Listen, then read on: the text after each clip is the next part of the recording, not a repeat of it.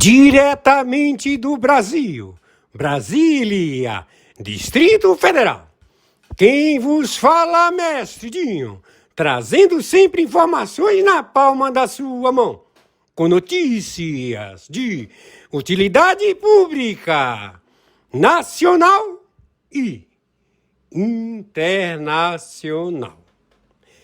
O mestre Dinho, eu quero aqui, antes de iniciar esta live, eu quero falar sobre o Pix do juiz Oscar Aníbal Chapan. Pix, Oscar Aníbal Chapan, @gmail.com. Repito, Oscar Aníbal Chapan, @gmail.com. Está na descrição desse vídeo.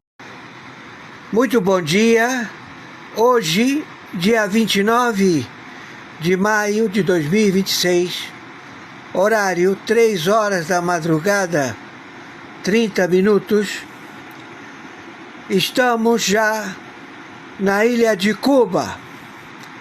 Todas as tropas estão monitorando todas as ruas e também toda a estrutura do governo que abdicou aos Estados Unidos da América. Estados Unidos da América já preside a intervenção na ilha de Cuba. Raul Castro, irmão de Fidel Castro, ele já se encontra recolhido para ser transferido para as autoridades do Tribunal Internacional no Brooklyn. Ele vai para Miami e vai responder aos crimes diversos em Miami e em seguida ao Tribunal Internacional do Brooklyn por narcotráfico global e terrorismo. Há vários processos caracterizados do Raul Castro e os seus parentes, como também todo o conglomerado financeiro do narcotráfico global, como também a sua participação como fundador, conjuntamente com Luiz Inácio Lula da Silva, da Orcrim Foro de São Paulo, Grupo de Puebla, ao qual detém 17 países do narcotráfico da América Central, da América do Sul. Seus cúmplices, seus compadrios, as suas responsabilidades de cada país que torturou, executou, processou matanças nestes países que hoje fazem parte da Orcrim, Foro de São Paulo, Grupo de Puebla. Estamos também com a captura determinada de Luiz Inácio Lula da Silva, conjuntamente com o seu mentor terrorista, terrateniente José Dirceu, também integrante da Orcrim, Foro de São Paulo, Grupo de Puebla, como também partidos políticos que compõem o governo, a membresia do governo da República Federativa do Brasil, em 27 estados e 5.070 municípios. Terroristas, narcotraficantes da Orcrim, Foro de São Paulo, Grupo de Puebla. Então, já temos um dos líderes, Raul Castro, a responder pelo crime perpetuado globalmente em Angola, também no mundo árabe, em atentados terroristas, sequestros, matanças, assassinatos, atividades de alto teor de execução e tráfico internacional de drogas. Quem está falando é o senhor Oscar Aníbal Chiappano. Arbitragem internacional, justiça paga.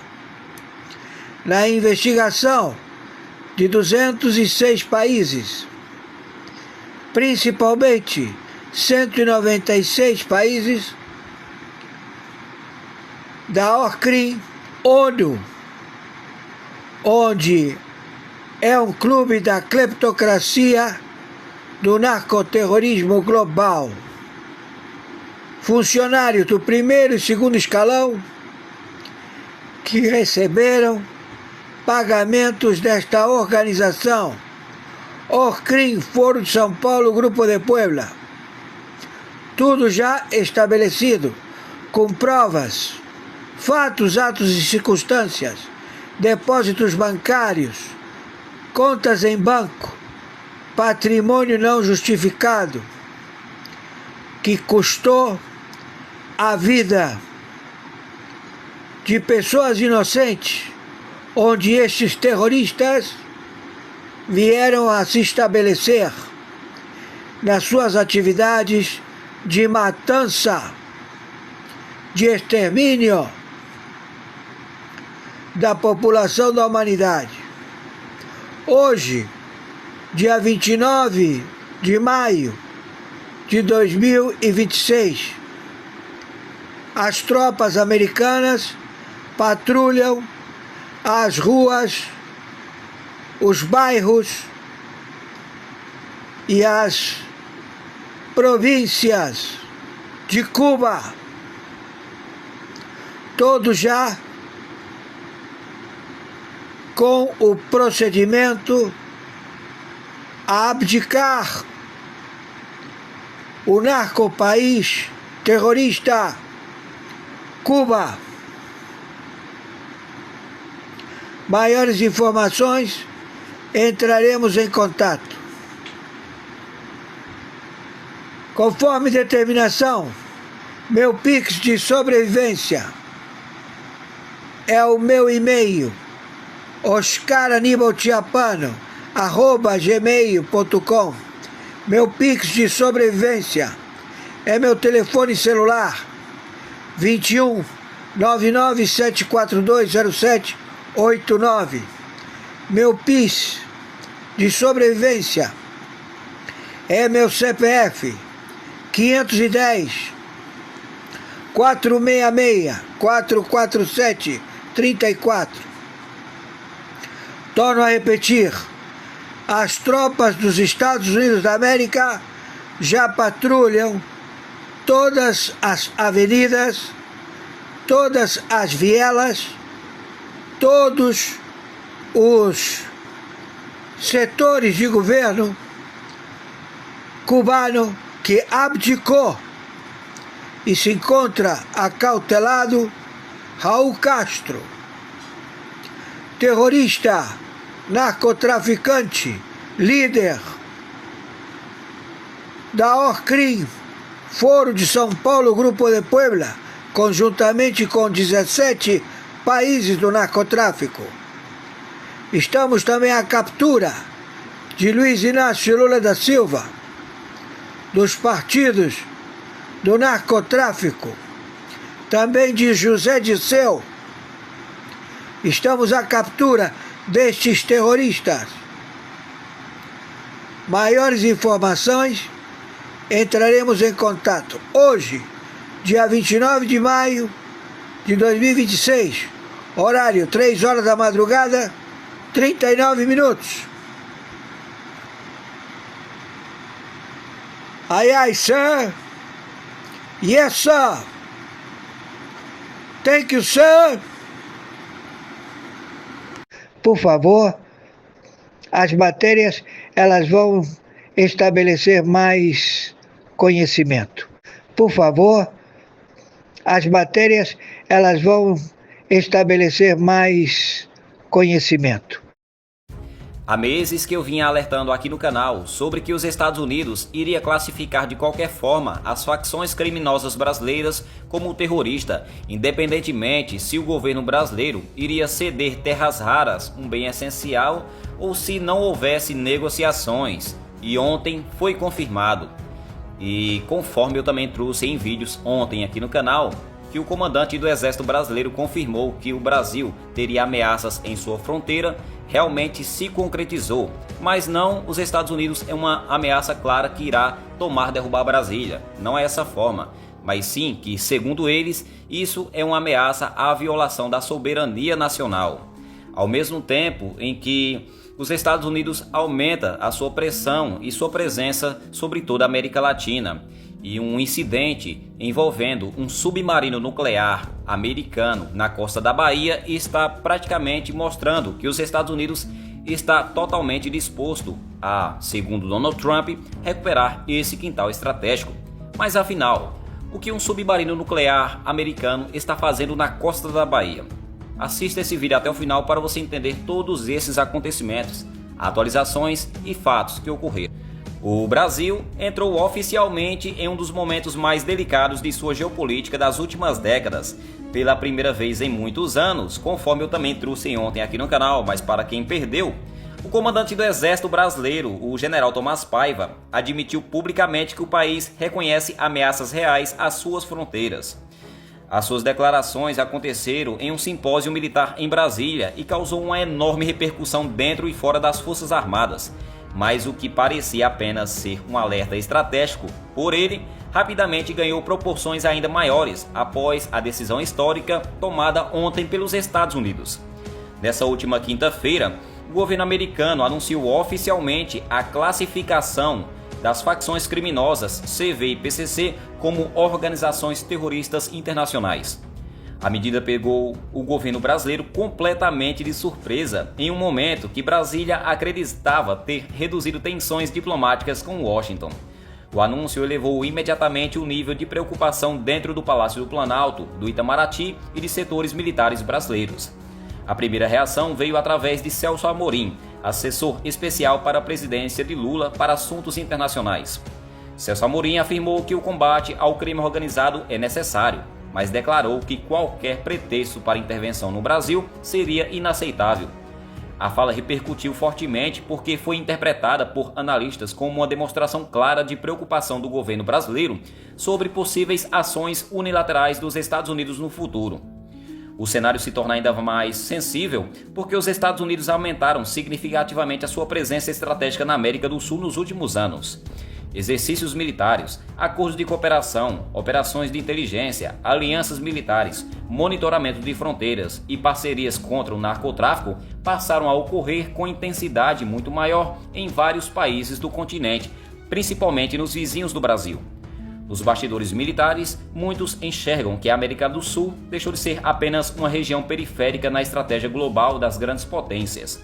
O avanço do narcotráfico internacional, das facções criminosas brasileiras, das disputas energéticas, das reservas minerais estratégicas, da influência crescente da China e da Rússia, transformou o continente em uma área cada vez mais observada por Washington.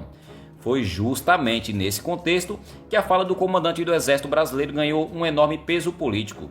Durante décadas, o discurso oficial brasileiro sempre tratou a América do Sul como uma região relativamente estável, sem ameaças militares diretas. Quando Tomás Paiva afirmou que o Brasil possui uma percepção de ameaça, o comentário foi visto como uma mudança histórica de um pensamento estratégico nacional. O general também declarou que o país precisará investir pesadamente em tecnologia militar, drones, guerra eletrônica, inteligência artificial, monitoramento de fronteiras. Segundo ele, as novas ameaças exigem modernização urgente das Forças Armadas brasileiras. Mas enquanto o Brasil tenta reforçar sua capacidade de defesa, os Estados Unidos ampliam sua influência regional. O combate ao narcotráfico passou a servir como principal eixo de presença militar americana na América Latina. Países como o Equador, Paraguai e Argentina ampliaram drasticamente suas cooperações com Washington nos últimos anos. O Equador, por exemplo, praticamente entrou em estado de guerra interna após o fortalecimento dos cartéis ligados ao narcotráfico internacional.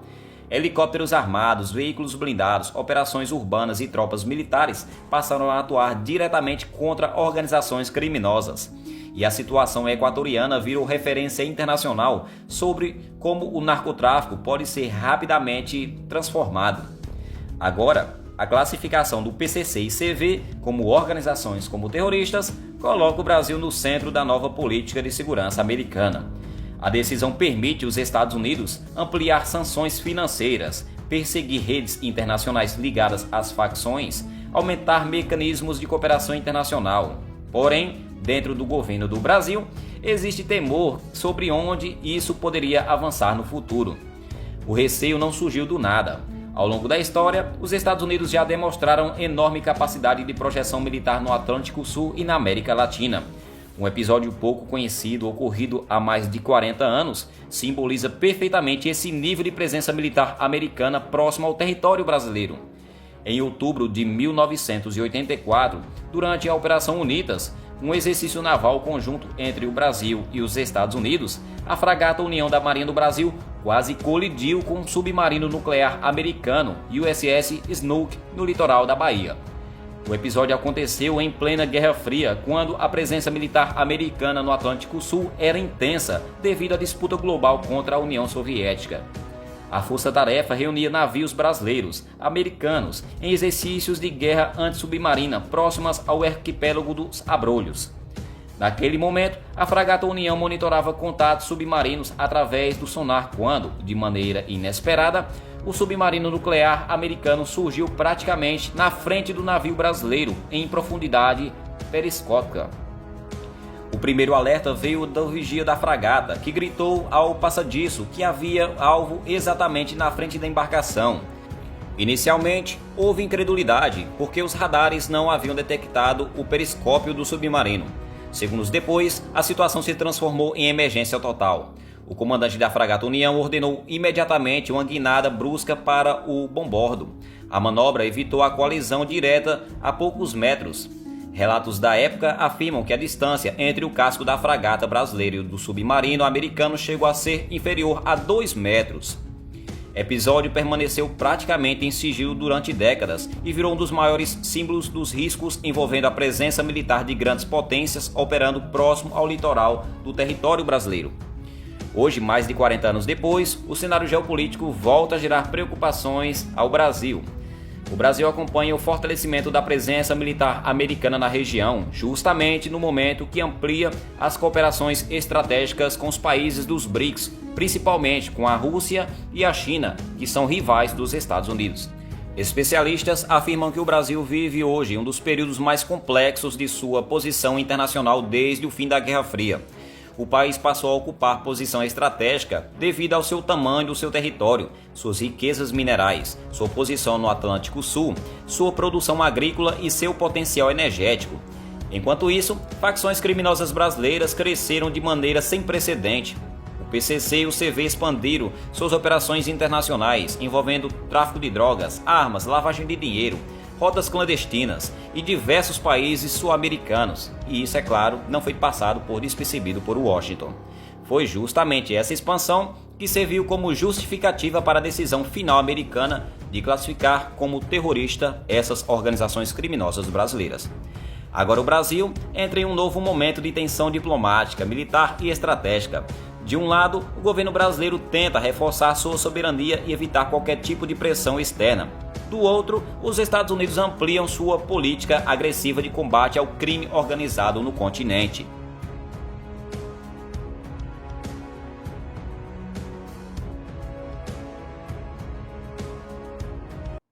Mas já estou notando uma tendência um pouco crítica na cobertura, não por preocupação com o Lula, obviamente, mas sim com preocupação com os bancos que pagam a imprensa, e aí eles estão uma cobertura um pouco mais crítica. O tiro pode sair pela culatra, mas nesse momento é tudo incerto. Vou conversar com o nosso especialista agora e a fundo em todos esses termos, né? A começar por nossa queridíssima Maria Lúcia Fatorelli, queridíssima. Achei que ia ser uma entrevista um pouco mais tranquila aqui, a gente falar, né, de Banco Master, umas coisas ali que estavam um pouco mais sob controle, e agora vem um imponderável, mas sua presença é muito importante, minha cara. Buenos dias, obrigado. Bom dia, querido Rafael, e todos os seguidores e seguidoras aqui do canal, toda a equipe, quanto tempo? todo mundo.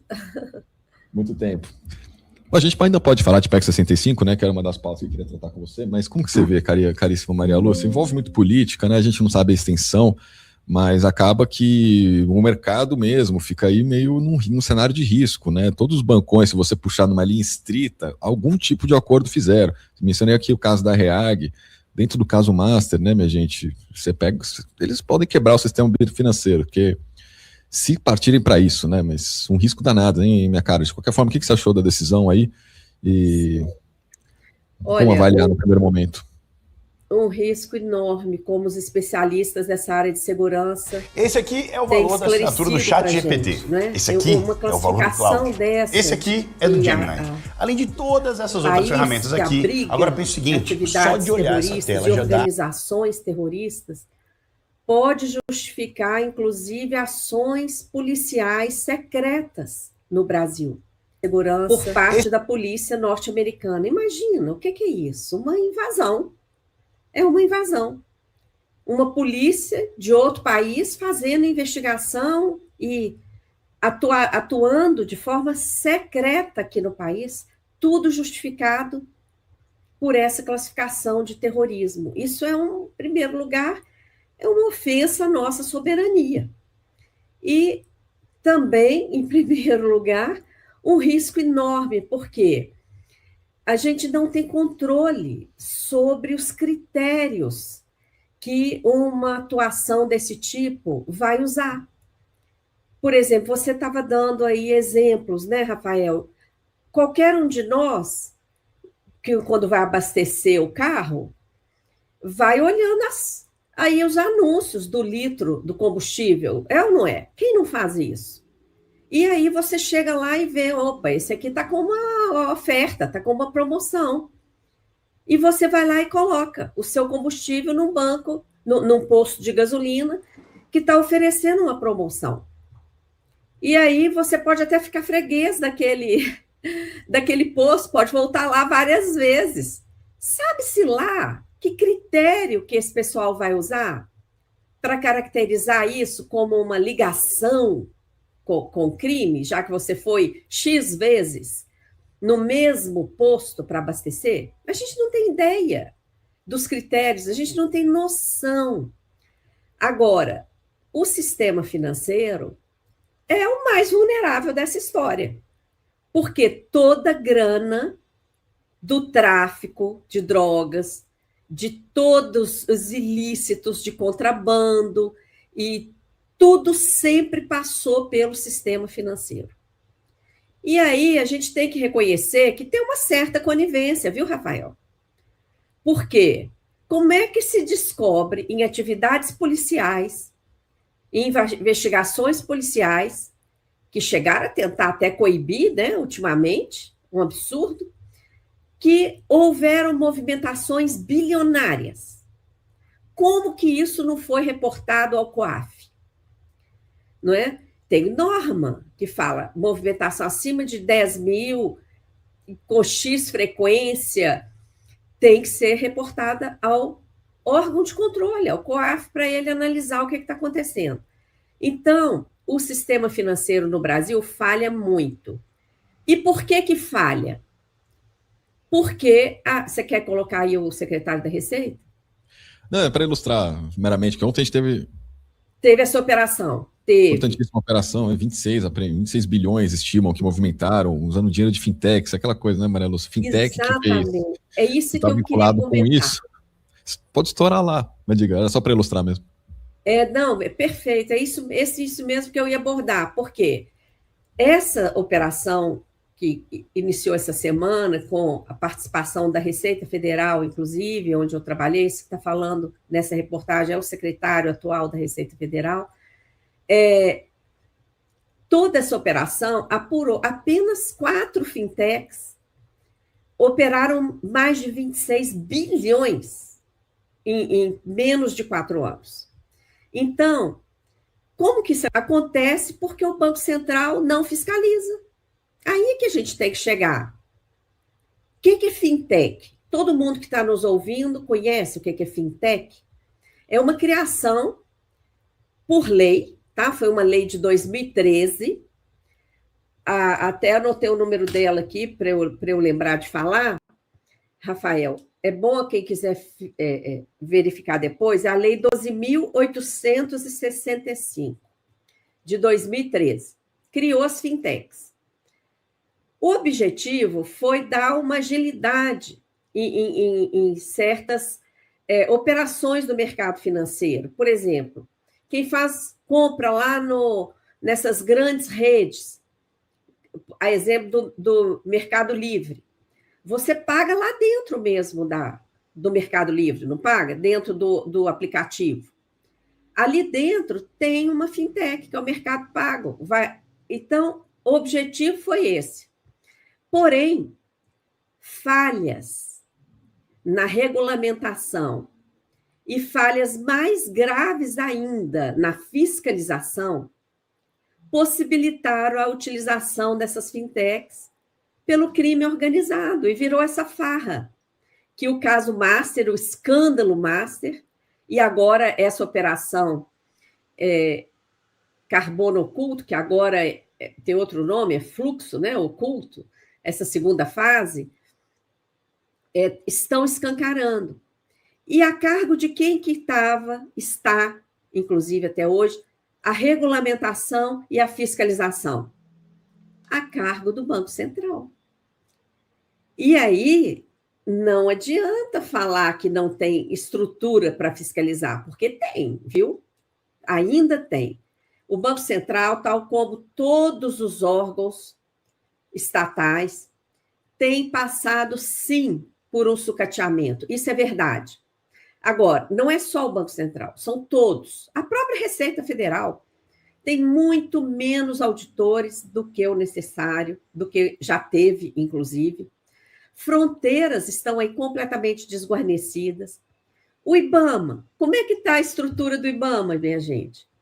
Ainda mais agora, né? Depois desse projeto aprovado no Congresso Nacional, inclusive derrubando o veto do presidente Lula.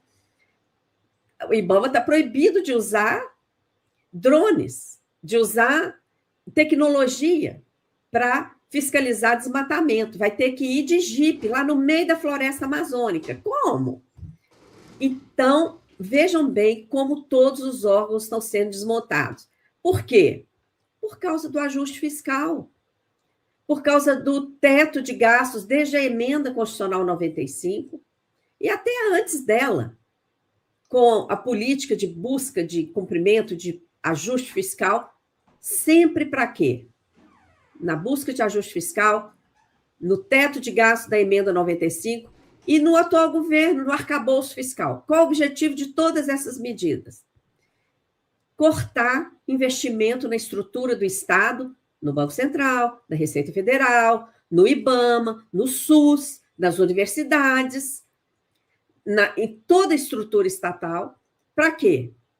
Para que todo esse arroxo em todas as áreas do serviço público? Para sobrar mais dinheiro para o pagamento dos juros abusivos, que, de novo, quem que decide a taxa de juro abusiva? O Banco Central.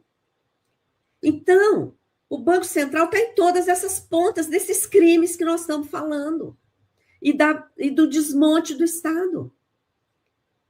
E, para se precaver, o Banco Central, o Galípolo e a cúpula do sistema financeiro quer colocar essa liberdade de ação do Banco Central acima de tudo e de todos lá na Constituição com a PEC 65.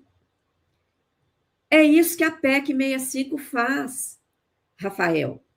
Ela pega a independência que o Banco Central já conquistou naquela inconstitucional Lei Complementar 179, votada virtualmente em plena pandemia, um projeto de autoria de um senador, o Plínio Valério, que já declarou que não entende nada de sistema financeiro. Outro dia, na audiência, ele falou com todas as letras, mas ele é o autor daquela lei,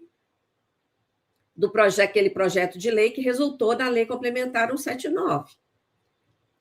Toda vez que eu falo nele, eu tenho que lembrar também, Rafael, ele é aquele, minha gente, que falou que queria enforcar a ministra Marina Silva. Olha só, essa mesma pessoa é o relator da PEC 65. Então, quem é que está por trás dele? Se ele mesmo diz que não sabe nada de sistema financeiro, não entende nada de sistema financeiro. É claro que são as mesmas forças que estão por trás do escândalo Master, que estão por trás de toda essa falta de regulamentação, falta de fiscalização das fintechs que viabilizam o aprofundamento do crime organizado no país. E que agora estão aí dando margem para esse abuso por parte do governo norte-americano de querer usar isso para acabar com a soberania financeira do país.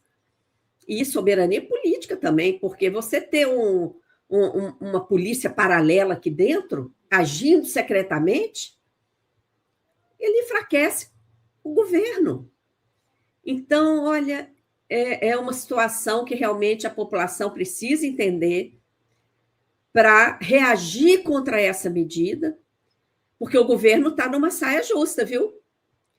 O governo, eu vi hoje cedinho uma notícia, que o governo vai maneirar nas críticas a isso aí, porque do jeito que pegam ali pedacinho do que as pessoas falam e distorcem tudo, pode dar a entender que o governo estaria defendendo o crime organizado no país. Então, essa tarefa de reagir contra esse abuso está nas mãos da sociedade. De reagir, de falar com coragem, como nós dois estamos falando aqui agora, Rafael, repudiando essa medida, como os especialistas entrevistados, até pela grande mídia, têm tido a coragem de colocar também. É preciso reagir contra isso. E, pessoal, é preciso lutar contra a PEC 65.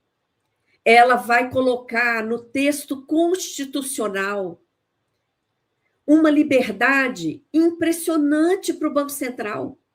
Ela está transformando o Banco Central numa coisa. Olha o termo que esse relator, que não entende nada de sistema financeiro, colocou lá no seu relatório. O Banco Central vai ser uma entidade pública de natureza especial. Eu desafio todo mundo que está nos assistindo aqui a ir lá no Google, investigar o que é isso. O Google vai responder, é uma autarquia. Uma entidade de natureza pública, de natureza especial, autarquia. Mas peraí, autarquia o Banco Central já é. Por que ele não escreve autarquia lá? Porque não é autarquia que eles querem. Eles querem empresa. Era a empresa que estava no texto original do relatório de outro senador lá, o Vanderlan Cardoso, que também fala que não entende muito de sistema financeiro. Mas estava no relatório dele empresa. Tá? Ele é empresário. Estava lá, empresa. Aí eu te pergunto, por que mudaram de empresa para entidade pública de natureza especial? Porque o termo empresa pegou muito mal. Pensa bem, Banco Central virar empresa. Uma empresa vai cuidar do juro, do câmbio, da nossa moeda, de todas as reservas internacionais, de toda a política monetária do país? Pegou mal, né, Rafael? Então, ele parou, ele tirou o termo empresa e colocou essa coisa, porque não prevista. Você pode olhar no Código Comercial, pode investigar, não existe essa figura, essa forma jurídica. Ele criou uma coisa, para não falar empresa, ele está falando isso aqui. E Qual é o problema disso? Essa coisa desvinculada de todos os poderes, viu? Nem poder executivo, nem legislativo, nem judiciário vai poder mandar nessa coisa. Essa coisa vai ser independente. Vai poder fazer o que quer. Vai poder continuar não fiscalizando, não regulamentando corretamente essas fintechs, por exemplo, abrindo brecha para esse risco que nós estamos correndo agora, dessa ofensa à soberania, dessa insegurança completa, jurídica. A turma do Bolsonaro está falando aí que ele avançou na segurança. Gente, o pessoal está louco. É o contrário. É o cúmulo da insegurança que nós estamos entrando com essa medida. Impecável, minha cara. A gente veio denunciando por aqui, parece que o Galípolo, atual presidente do Banco Central, tem conversado muito com o Dário Durigan, né, atual ministro da Fazenda. A gente está falando, gente, para quem não acompanha o Jornal Todo Dia, da proposta que praticamente privatiza o Banco Central, transforma numa empresa pública, né, minha cara? Perspectiva de que, pelo menos o Otto Alencar tem dito que vai avançar semana que vem, o que tem relação com essa modernização do sistema financeiro, até todas essas fintechs que acabaram também vinculadas até com o PCC, no caso da Reag, né, e fintechs aí ligados à Reag, que foram alvo de operação ontem. Muito marcante, né, minha cara Maria Lúcia? De qualquer forma, você mencionou da Receita, você trabalhou ali no órgão também. Muita gente tem pontuado que a maior fiscalização da Receita Federal favorece operações como essa de ontem, né? A gente está falando aqui de operação na cúpula, né, do crime organizado ali, vamos dizer, onde está sendo lavado, que é na Faria Lima, em si propriamente, Faria Lima que agora, né, diante desse quadro aqui, também revelado pela operação de ontem, mas que já vem desde agosto do ano passado, com a Carbono Oculto, fica preocupado, né? O Maurício perguntou como que a Faria Lima está recebendo. Tem os bolsonaristas lá que comemoram porque o Flávio consegue desviar o escândalo do Master que o atingia, que já derrubou a candidatura do Cláudio Castro lá no Rio de Janeiro e do Ibanez em Brasília. Agora, muita gente da Faria Lima está preocupada, né, minha cara? Porque, enfim, a gente mencionou a Reag ali. A Reag tinha negócio com o Master tinha negócio com todos os bancões. Não sei muito bem qual vai ser o desdobramento, mas queria que você comentasse as formas que o Brasil tem combatido o crime organizado via Receita, né? Que o governo federal não tem aquela linha de frente no combate ao crime como é o governo Tarcísio, por exemplo, governos estaduais. Como você vê essa operação de ontem, minha querida? Você vê avanços na Receita Federal nesse contexto? Olha, a Receita Federal, desde que houve uma reestruturação lá no órgão, inclusive com o projeto do BID, tá, e do Banco Mundial, houve um enfraquecimento muito grande na fiscalização. Por exemplo, vou te dar um exemplo até pessoal. Quando eu trabalhei na Receita, eu fiscalizava bancos. Quando eu trabalhei na fiscalização, eu fiscalizava bancos. Éramos 3 auditores que íamos em trinca e fiscalizávamos banco, corretora. Fiscalizamos vários, inclusive teve um em que a gente desbaratou um crime desses, que envolvia um banco, uma corretora e uma distribuidora, que usavam pessoas físicas e jurídicas, na época ainda, década de 90 e final da década de 90, usavam pessoas físicas para lavar dinheiro e ocultar prejuízo de pessoas jurídicas. Então, na Bolsa de Valores, aquelas operações eram casadas, a pessoa jurídica tinha um prejuízo enorme, na época podia compensar esse prejuízo financeiro com o prejuízo operacional dela, e as pessoas físicas, 52 pessoas físicas, tinham um lucro de, no mínimo, 1 milhão por dia. Aí nós fizemos um mutirão para investigar aquilo ali, aquelas 52 pessoas físicas eram salgadeiras, porteiros, motoristas, jardineiros, pessoas humildes, que tinham seus CPFs usados nessas operações. Todos eles, invariavelmente, falavam, um dia o patrão, ou então uma pessoa do banco, chegou com uma pilha de papel para eu assinar. Eu nem sei o que eu assinei, eu não sabia que eu tenho essa aplicação, não, todos eles. Então, eles tinham sido usados. Hoje, Rafael, não tem mais como fazer uma operação dessa. Porque o auditor vai com uma coisa pré-determinada, uma ficha multifuncional de fiscalização em que ele tem que fazer aquilo que está escrito ali para ele fazer. Ele não pode perceber e enxergar. Se ele perceber e enxergar além, ele tem que fazer um relatório consubstanciado para o seu chefe, para não caracterizar excesso de exação. Olhe para você ver como a coisa está complicada em termos de atuação, né, da fiscalização. Além do desmonte, né, também, da falta de recursos, das mudanças que aconteceram, que travam a fiscalização.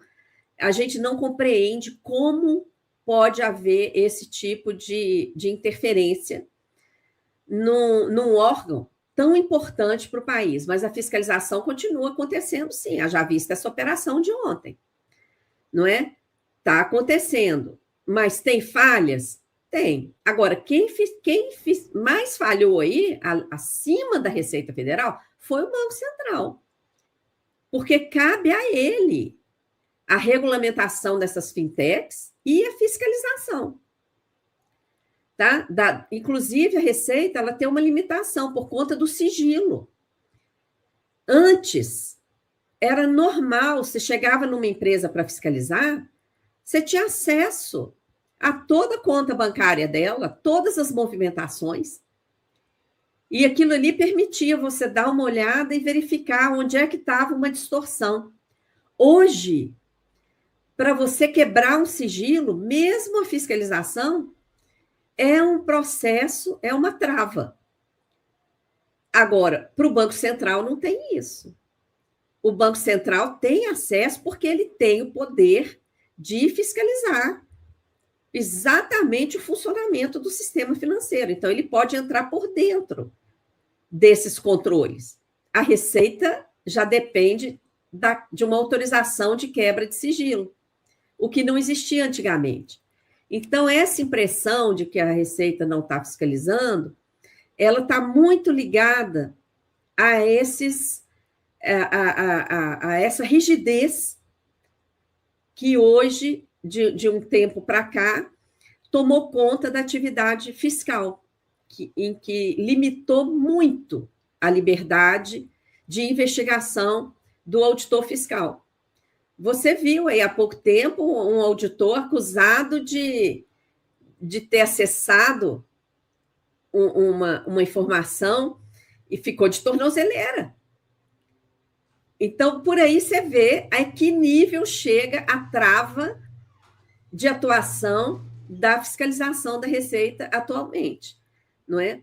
Isso é uma coisa que internamente, com certeza, o órgão, né? Eu estou aposentada há muito tempo, mas com certeza o órgão precisa tratar para fortalecer a fiscalização da administração tributária no país, não é?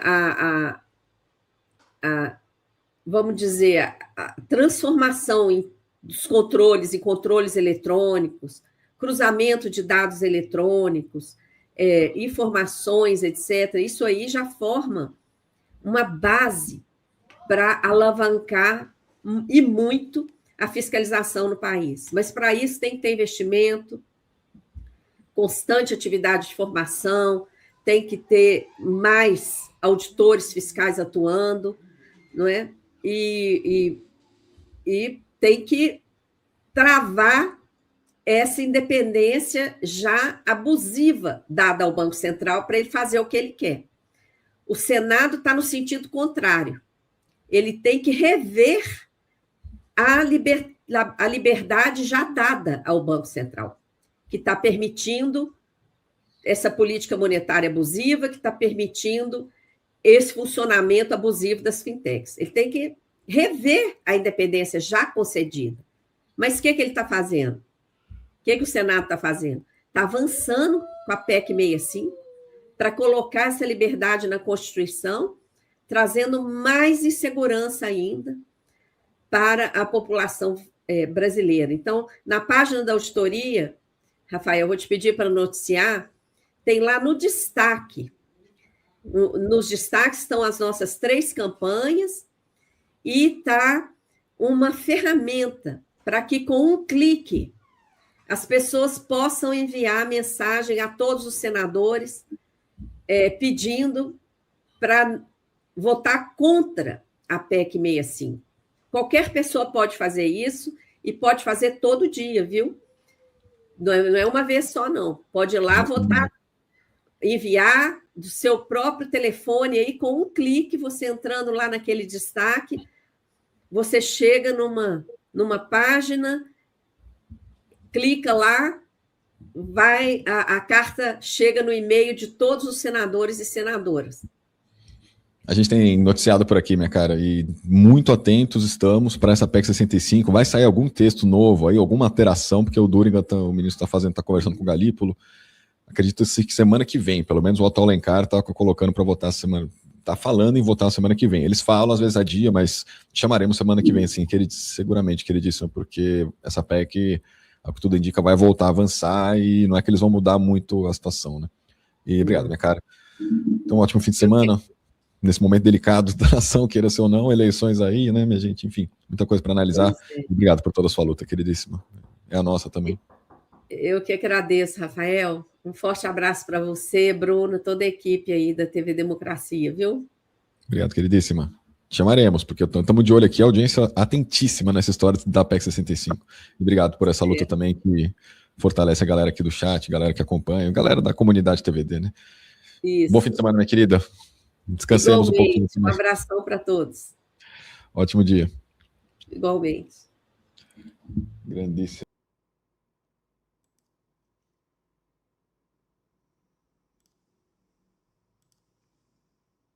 Meus amigos, o veredito de um tribunal federal em Nova York expôs o rastro de uma operação de inteligência estrangeira que transformou os bairros periféricos americanos em território de caça de tera.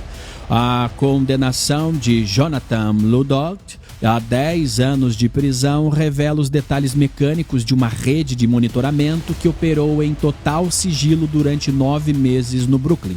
Financiados com $100 mil enviados diretamente pela Guarda Revolucionária do Irã, mercenários locais receberam a missão de rastrear e eliminar a jornalista Masih Alinejad, uma dissidente que se tornou o alvo principal do regime por desafiar as leis de conduta impostas às mulheres. Só que a investigação do FBI revelou uma engrenagem que vai muito além do silenciamento da ativista em Nova York. O operador encarregado de injetar o dinheiro e coordenar a vigilância, um homem chamado Farhad Shakri, respondia diretamente ao alto comando militar no Irã e chefiava uma segunda missão em paralelo: arquitetar o assassinato do presidente Trump. O plano de eliminação tática foi desenhado como uma retaliação direta histórica pela morte de Qassem Soleimani, o comandante da Força Quds pulverizado por um ataque de drone americano em 2020. Diante das evidências, a resposta do comando em Washington foi explícita, sinalizando que qualquer ação bem-sucedida contra a liderança do país resultará na destruição completa do território iraniano. A guerra de bastidores entre as agências de contra-inteligência e as células infiltradas atingiu o nível mais crítico de segurança interna. Agora blinde a sua mente. E as demais autoridades. E aí sim amplia muito o leque do que eu ouvi, inclusive atingindo ministros do Supremo Tribunal Federal e autoridades do Congresso, da cúpula do Congresso Nacional também. Esse é Caio Junqueira. Muito obrigado, Caio. Bom, boa noite. Hoje, dia 28 de maio de 2026, horário 21h34.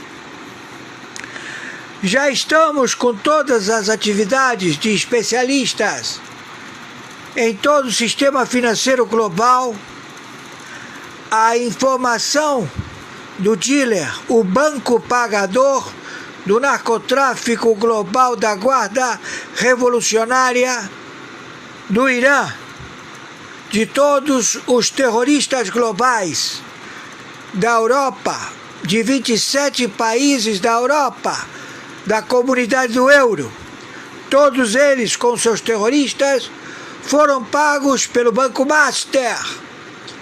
Então, nós temos já a intercessão através do Ministério da Guerra, através da CIA, da Interpol, da DEA, do FBI, do Mossad, ao combate da guerra atômica nuclear.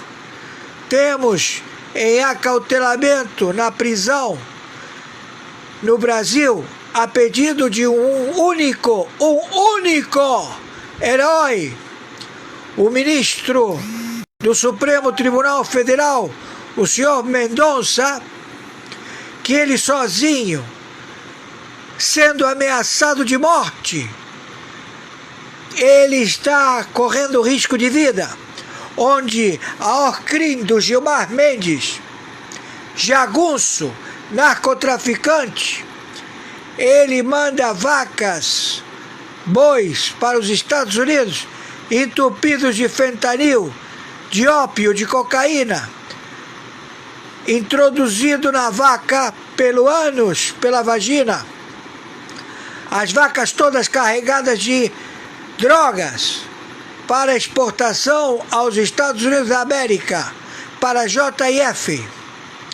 Tudo elaborado, são quinquilhões. É dinheiro dos Emirados Árabes, do Fundo Soberano, dos capitalistas de jogo mundial, tudo na lavagem de dinheiro. O PCC, Comando da Capital, um cassino em Portugal, lavava o dinheiro do narcotráfico da Espanha. Temos a lavagem de dinheiro do Chile, a lavagem de dinheiro da Albânia, a lavagem de dinheiro da Alemanha, onde se encontra a maior fortuna de um líder muçulmano que mora na Alemanha e que recebe dinheiro do narcotráfico através de doações das suas mesquitas distribuídas em toda a Europa, em 27 estados, e que tem essa triangulação com o Banco Master. Então nós estamos determinando a extração de Daniel Borcado, o pai dele, o sobrinho, o cunhado e também o braço armado, delegados federais que intercedem na Interpol, que intercedem na Europol, que tem todo o conhecimento logístico de agentes do FBI, da DEA, infiltrados, e que eles vão ter que se submeter a oitivas no Tribunal Internacional do Brooklyn. Vamos proceder à extração. Vamos proceder também com a prisão de membros do Pleno da Corte do Supremo Tribunal Federal, todos narcoterroristas que receberam pagamentos do narcotráfico do Banco Master, Gilmar Mendes, Carmen Lúcia, Toffoli, Zanin, Dino, o Fachin, o Alexandre de Moraes, também do Supremo Tribunal de Justiça, todos que receberam pagamentos do Banco Master, também senadores, Daniel Alcolumbre, presidente do Senado, o presidente da Câmara de Deputados, Hugo Mota, presidentes de partidos políticos que receberam pagamentos do Banco Master, do Banco do Narcotráfico Global, todos já identificados, e os seus sócios, o Xi Jinping, que é o Comitê Chinês, máfia do fentanil, Rota da Seda, todos os portos ao tráfico de containers de cocaína, de fentanil para o mundo inteiro, a serem descarregados em seus portos pelo planeta, como também o Putin, narcoterrorista mundial, já identificado, Então nós já temos todo este procedimento e estamos já com todas as tropas no Distrito Federal de Brasília. Nós vamos estabelecer a imediata extração destes elementos. Não permitimos de nenhuma forma nenhum tipo de intervenção feito pelos membros do narcotráfico global mundial, Gilmar Mendes, Alexandre de Moraes, Carmen Lúcia, Zanin, Toffoli, como é o nome do outro?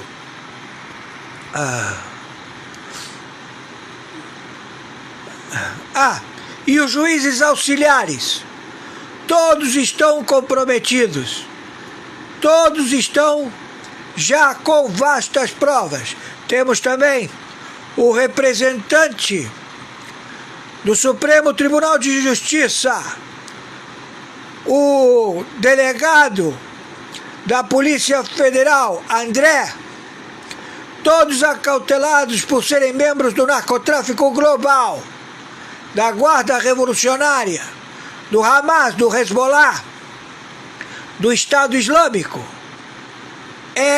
Os pagamentos, o procedimento de agendamento de patentes de generais, de comodoros e brigadeiros estabelecidos no cartel do Solis, o delivery, ou seja, o Exército do Brasil, o Exército da Bolívia, o Exército da Colômbia, o Exército da Venezuela, o Exército do Peru, são os que entregam a droga. E tudo isto com vastas provas, rotas, tudo já identificado com provas, atos e circunstâncias, que não cabe recurso. Tudo já com provas, áudio, vídeos, contas, pagamentos, bancos, tudo acautelado. O procedimento passa a vigorar na madrugada do dia 29 de maio de 2026, a partir das 0 hora. Hoje, o comunicado, dia 28 de maio de 2026, estabeleceu, através de provas irrefutáveis, que o Comando da Capital é um cartel do narcotráfico global, que o Comando Vermelho é um cartel do Comando Vermelho Internacional, todos eles que se encontram as suas lideranças acautelados em presídios brasileiros, serão extraditados e levados para oitivas no território dos Estados Unidos da América, a serem arguidos pela DEA, pelo Mossad, pela CIA, pelo FBI, através do procedimento de várias acusações de tráfico internacional de drogas, assassinatos, também suborno, sequestros, matança, guerrilha, tudo já estabelecido. Procedimento passa a vigorar a partir das 0 hora do dia 29 de maio de 2026.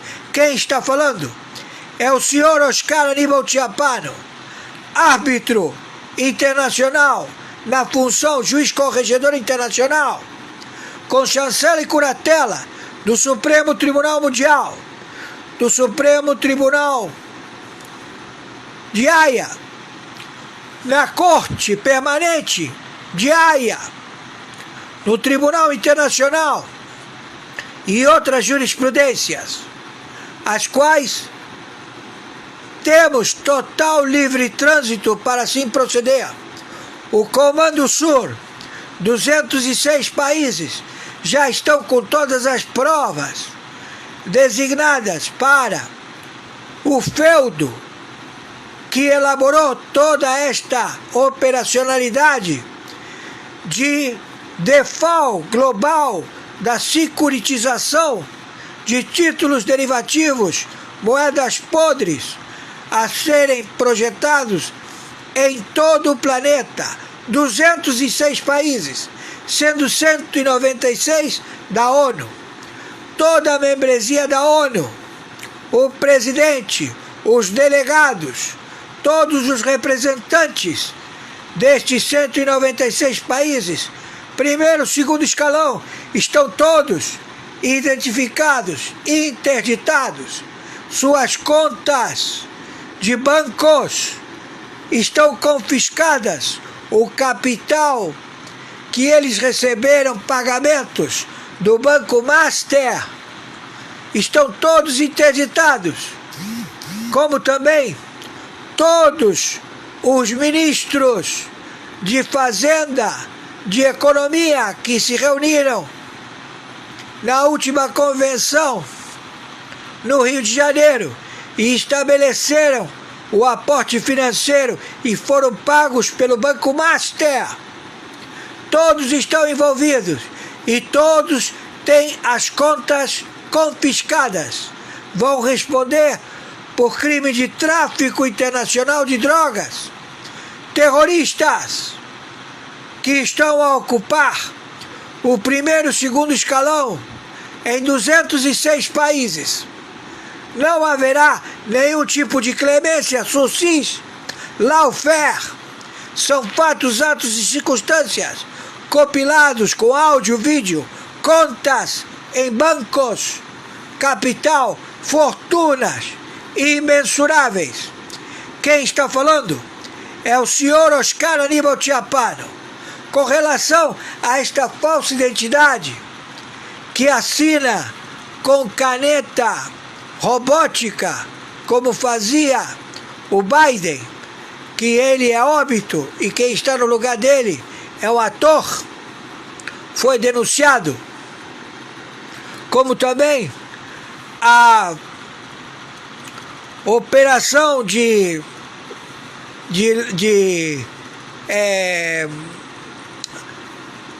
colaboração do diretor do FBI, que entregou Obama, Biden, Clinton, Luiz Inácio Lula da Silva, Maduro, Petro, a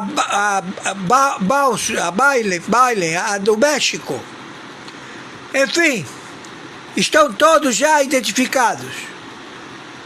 Com relação ao meu Pix de sobrevivência, é meu e-mail, oscaranibalchiappano@gmail.com.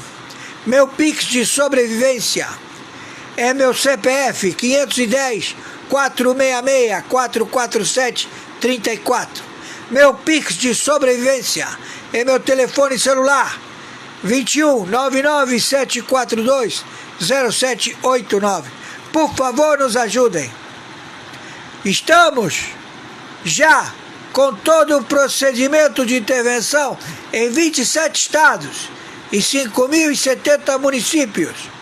Não há possibilidade de nenhum tipo de arguição, porque já as provas foram compiladas com fatos, atos e circunstâncias, número de contas, tudo já averbado, com todos os 27 governadores, com todos os 50.070 prefeitos, secretarias, bancos estaduais, fundos da Previdência, onde este impostor, delinquente, espião chinês, que se faz chamar Luiz Inácio Lula da Silva, roubou para o primeiro e segundo escalão da estrutura do governo do narco-país Brasil, 39 ministérios, 39 ministros, presidente do Senado, Alcolumbre, presidente da Câmara de Deputados,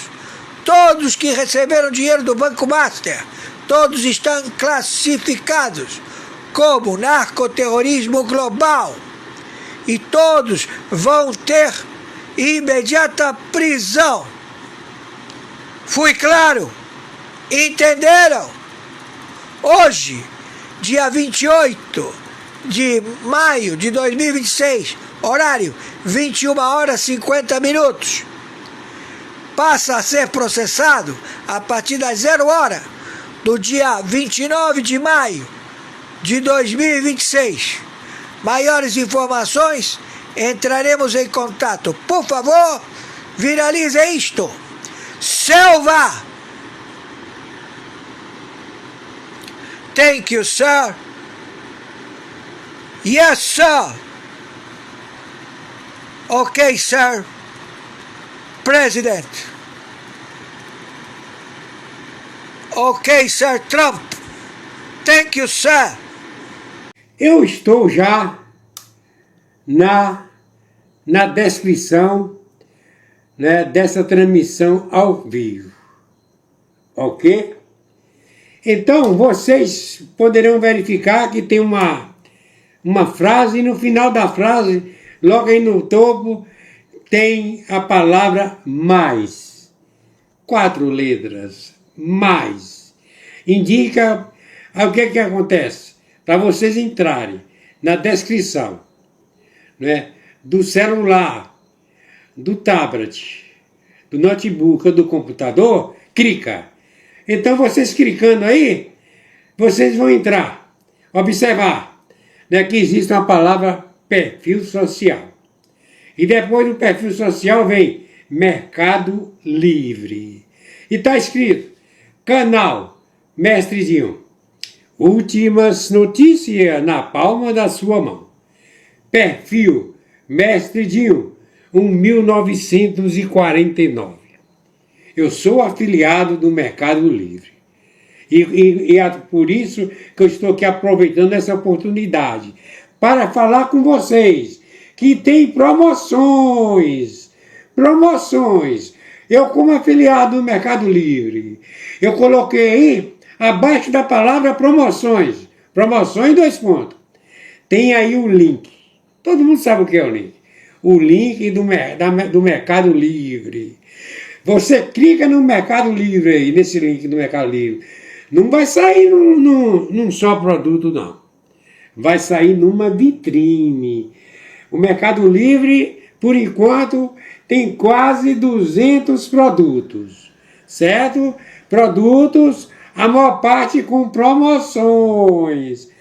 Produtos que nós precisamos.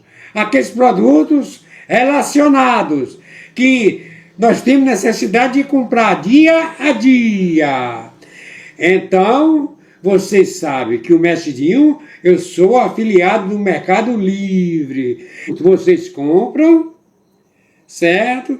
Vocês negociam no parcelamento, né? Se é com 10 parcelas, ou com 12, ou com 18 ou mais, depender, tem de entrar aí, né, certo? Na descrição, no link do Mercado Livre.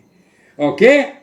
E, descendo, certo? Eu também sou afiliado do Shopee. Tem assim, vitrine do Construa Civil Mestre Dinho. Afiliado da Shopee. Aproveita as promoções. Mais de 500 produtos do afiliado do Shopee, Mestre Dinho. Construa Civil Mestre Dinho.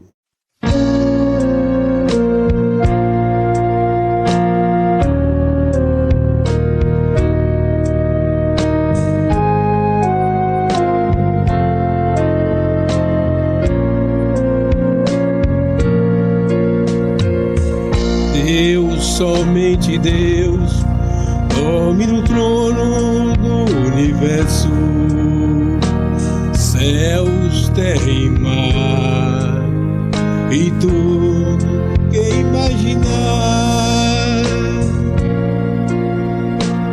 Maravilhado ao ver os céus, vejo o poder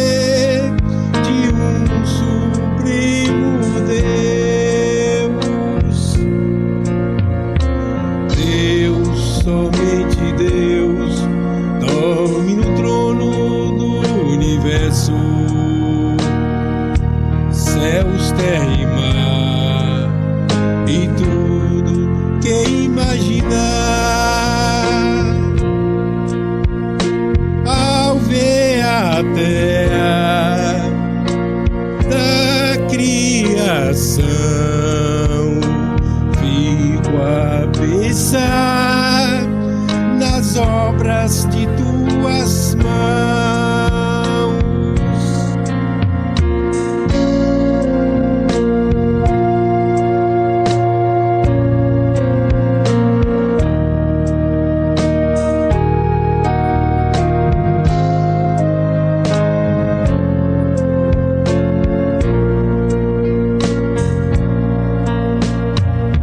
Fico a pensar em teu amor. Meu caminho é Jesus, diferente hoje estou. Deus, somente Deus, dorme no trono do universo. Céus, terra e mar, e tudo que imaginar. Em ti, Senhor, a paz e perdão. És para mim o autor da salvação. Deus, somente Deus, dorme no trono do universo. Céus, terra e mar, e tudo que imaginar. Em ti, Senhor, a paz e perdão. És para mim o autor da salvação.